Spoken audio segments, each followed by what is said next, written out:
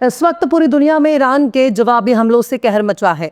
Iran के मुंहतोड़ जवाब से डोनाल्ड ट्रंप के जबड़े हिल गए हैं। नेतन्याहू खौफ के मारे थर थर कांप रहा है, पर ईरान से इस्फार करने से इनकार कर रहा है। वहीं ट्रंप अमेरिकी फौजियों की लाश पर खड़े होकर अपनी जीत का ऐलान कर रहा है। मतलब शर्ट फट गया, कुर्ता फट गया, पैंट कप का जलकर खाक हो गया, पाव के जूते में छेद नजर आ रहे हैं। ट्रंप की चिट्ठी में आग लगी और ट्रंप अपनी फतह का ऐलान कर रहा है। अमेरिकी फौजियों के ताबूत पर खड़े होकर अपनी जलती हुई सुलगती हुई चड्डी के साथ डोनाल्ड ट्रंप कह रहा है कि हम जीत गए। मतलब पूरे यूरोप में, पूरे इजराइल में, पूरब से लेकर पश्चिम तक, पश्चिम से लेकर दक्खन तक कोई भी वैद्य नहीं मिल रहा, कोई भी नीम हकीम नहीं मिल रहा, कोई भी डॉक्टर नहीं मिल रहा जो डोनाल्ड ट्रंप की सुलगती हुई चड्डी को बुझा सके। ट्रंप बाबू को अपनी चड्डी पर बहुत गुमान है, ब्रांडेड कंपनी का ठप्पा है। इजरायली ब्रांड की बनी हुई चड्डी पर ट्रंप को पूरा भरोसा है। पर जिस तरह से ट्रंप बाबू ने ईरान के स्कूलों पर हमला किया, छोटे छोटे मासूम बच्चों को कत्ल कर दिया, ईरान के सुप्रीम लीडर की मौत को भी ईरान नजरअंदाज कर सकता है। लेकिन इन स्कूल के छोटे छोटे मासूम बच्चों का कसूर आखिर क्या था? अमेरिकी फौजी मिडिल ईस्ट में मौजूद मिलिट्री ठिकानों को छोड़कर भाग चुके हैं। वो अरब के होटलों में जाकर पनाह ले चुके हैं, वहीं खा रहे हैं, वहीं पी रहे हैं, वहीं सब कुछ कर रहे हैं। यहां तक सुनने में आ रहा है कि अमेरिका में डायपर की डिमांड ज्यादा बढ़ गई है। आधे से ज्यादा डायपर तो इजराइल वाले फादरलैंड में चला गया और जो बच्चे कुछ डायपर है उनसे अमेरिका वाले काम चला रहे हैं। सबसे बड़ा डायपर का जखीरा व्हाइट हाउस में पहुंचा है, क्योंकि यहां डोनाल्ड ट्रंप जितनी बार डायपर बदलता है उतनी ही बार विक्ट्री का परचम लहराता है। खुद के फतेह होने का ऐलान करता है, सुबह में फतेह होने का ऐलान करता है, दोपहर को फतेह का ऐलान करता है, शाम को फतेह का ऐलान करता है, रात में फतेह का ऐलान करता है, एप्स्टीन की गोलियां खाने से पहले भी फतेह का ऐलान करता है, और जब नींद से जागकर उठता है तब डायपर उसके टट्टी पखाने से फुल हो जाता है। जब ट्रंप का मलमूत्र इजराइल वाले साफ कर रहे होते हैं, उस वक्त भी ट्रंप अपनी जीत का ऐलान कर रहा होता है। ऐसी जीत जिसे खुद अमेरिका वाले ही हजम नहीं कर पा रहे, ऐसी जीत जिसे इजराइल हजम नहीं कर पा रहा। अमेरिका वाले भी कह रहे हैं कि सारे फौजी अड्डे तबाह हो गए, एक भी फौजी मिलिट्री बेस पर मौजूद नहीं है, सब के सब होटलों में पनाह गुज़ीन हो चुके हैं, अरबियों के घरों में जाके छुपे हुए हैं, अरबी पोशाक में खुद की पहचान छुपा रहे हैं। ईरान खोज खोज कर उनको ठोक रहा है, पीट रहा है, मार रहा है, और अमेरिका का राष्ट्रपति ताबूत पर खड़े होकर खुद के फतेह का ऐलान कर रहा है। अब यह समझ में नहीं आ रहा कि लाशों के ढेर पर खड़ा होकर डोनाल्ड ट्रंप अपनी सुलगती हुई चड्डी को नजरअंदाज करके कौन सी जीत का ऐलान कर रहा है। दुनिया की तारीख में सबसे शर्मनाक शिकस्त अमेरिका के हाथ लगी है, इसके बावजूद भी वो अपनी शिकस्त का ऐलान करने के बजाय जीत का ऐलान कर रहा है। फौजी अड्डे सुनसान हैं, खाली कब्रिस्तान बन चुके हैं। अमेरिकी फौजियों की कितनी लाशें आ रही हैं कि अमेरिकी मीडिया को ही दिखाने पर रोक लगा दी गई है। आखिर सुपर पावर की कोई तो डेफिनेशन तय होनी चाहिए। किस काम का ये सुपर पावर जो अपने फौजियों को बचा नहीं सकता? किस काम का ऐसा सुपर पावर जो ईरानी मिसाइलों से अपने एयर डिफेंस सिस्टम को ही नहीं बचा सकता? किस काम का ऐसा सुपर पावर जो अरब के गुलाम बादशाहों को बचा नहीं सकता? आखिर किस काम का ऐसा सुपर पावर जो शेखों के जलते हुए जुम्मे को बुझा नहीं सकता? किस काम का ऐसा सुपर पावर जो खुद की सुलगती हुई चड्डी को बुझा नहीं सकता? आखिर किस काम का ऐसा सुपर पावर जो इतनी करारी शिकस्त के बाद भी अपने हाथ में जीत का परचम लहरा रहा है? गिरती हुई लाशें, बहते हुए खून और बारूद की गंध पर खड़े होकर अमेरिका कैमरे के सामने कह रहा है कि हम तो जीत गए।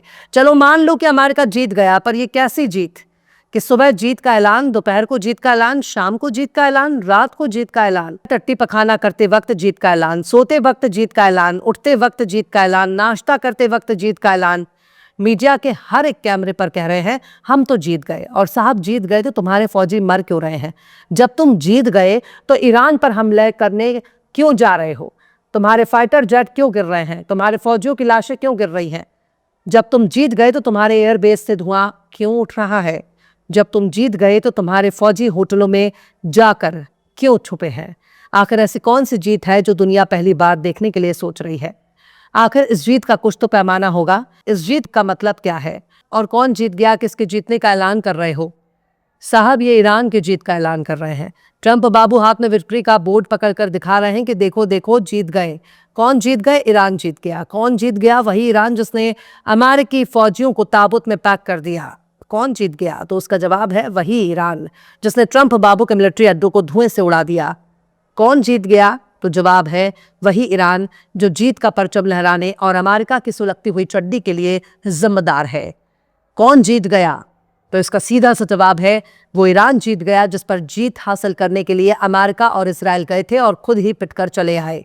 अपनी छाती चौड़ी करके अमेरिका और इजराइल ईरान पर हमले के लिए गए थे और जब ईरान ने पटक पटक कर मारना शुरू किया तो सबको अपनी नानी याद आने लगी।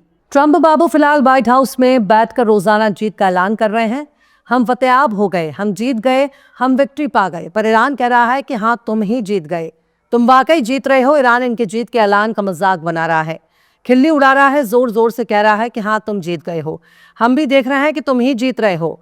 हालात ये हो गए हैं कि दुनिया अब इस सोच में पड़ गई है कि अगर अमेरिका जीत रहा है तो कितनी बार शोर मचाएगा। सबके कान पक चुके हैं। अमेरिका बार बार सबको चिल्ला चिल्ला कर बता रहा है कि देखो, हम तो जीत गए। और दुनिया कह रही है, अम्मा कितने बार बताओगे, सुन सुन के कान थक गए, कान से खून निकलने लगा है। चलो, तुम ही जीत गए और अब तो शांत हो जाओ, अब तो शोर मचाना बंद करो, अब तो अपने फौजियों के बिखरे हुए टुकड़े को ताबूत में पैक करके लाओ। पर ट्रंप कह रहा है कि खामोश रहो, सब चुप रहो, सब शांति से बैठो, क्योंकि हम जीत गए हैं। ईरान के एक भी मिसाइल को अमेरिका रोक नहीं पा रहा। ट्रंप चीख रहे हैं, हम तो जीत गए। ईरान की मिसाइलों ने अमेरिका के रडार को ही चौपट कर दिया। अमेरिका का एयर डिफेंस सिस्टम अंधा हो चुका है। रडार के बिना ये डब्बे से ज्यादा कुछ नहीं रह गए। ईरान के मिसाइलों को रोकने के लिए इनके पास इंटरसेप्टर नहीं है। सस्ते टिकाऊ मिसाइल और ड्रोन को दागकर ईरान ने अपने बरसों पुराने हथियारों को इस जंग में इस्तेमाल करके नए हथियारों को निकालने का इंतजार कर रहा है। ईरान कह रहा है कि हमने इस वक्त के लिए 40-50 साल तक इंतजार किया। ईरान कह रहा है कि हम जानते थे कि आज नहीं तो कल हमारी बारी जरूर आएगी, इसलिए हम बहुत पहले से इसके लिए तैयार थे। अमेरिका अभी भी अपने डायपर को हाथ मार मार के समझा रहा है कि घबराओ नहीं, तुम इजरायली ब्रांड के डायपर हो। ट्रंप अपने डायपर को दिलासा दे रहे हैं कि तुम्हें कुछ नहीं होगा, क्योंकि हमने तुम पर इजरायली ब्रांड की चड्डी पहना रखी है। पहले चड्डी जलेगी, फिर डायपर जलेगा, इसलिए घबराने की जरूरत नहीं है। ट्रंप बाबू ताबूत पर खड़े होकर कह रहे हैं कि देखो देखो, भले ही हमारा पैंट जल गया, भले ही हमारा कुर्ता जल गया, भले ही हमारे पीछे की पीठ जल गई, भले ही हमें ताबूत पर खड़े होना पड़ रहा है, भले ही हमारे कच्छे सुलग रहे, चड्डी सुलग रही, डायपर सुलग रहा, हम जीत गए हैं। तो दुनिया वालों बताओ, ट्रंप जीत गया, अमेरिका जीत गया, इजराइल जीत गया, और हार गई तो सिर्फ ट्रंप की चड्डी, ट्रंप का डायपर, ट्रंप का कच्छा, ट्रंप का बनियान, ट्रंप का फटा हुआ जूता। अगर कोई हारा है तो वो सिर्फ ईरान है। अगर तुम इसे जीत कह रहे हो तो वाकई तुम्हें मेंटल असाइलम की बहुत जरूरत है। जाओ अपना इलाज कराओ। ऐसी वाली जीत तो सिर्फ तुमको ही मुबारक हो। फिलहाल इस खबर में बस इतना ही। यह एपिसोड आपको कैसा लगा कमेंट बॉक्स में जरूर से बताइए। पसंद आए तो लाइक करें, शेयर करें, और बेबाक निष्पक्ष स्वतंत्र पत्रकारिता को सपोर्ट करने के लिए हमारे चैनल टाइम्स मेल को जरूर से सब्सक्राइब करें, और बेल आइकन की घंटी वाली बटन आप जरूर से दबा दें, ताकि आपको हमारे आने वाले नए वीडियो की नोटिफिकेशन फौरन ही मिल जाए। फिर मिलते हैं किसी और वीडियो में एक नई खबर के साथ। हर्षिता मिश्रा को दीजिए इजाजत। जय हिंद। अगर अभी तक आपने हमारे चैनल टाइम्स मेल को सब्सक्राइब नहीं किया है तो जल्दी से सब्सक्राइब कर दें और बेल आइकन भी प्रेस कर दें।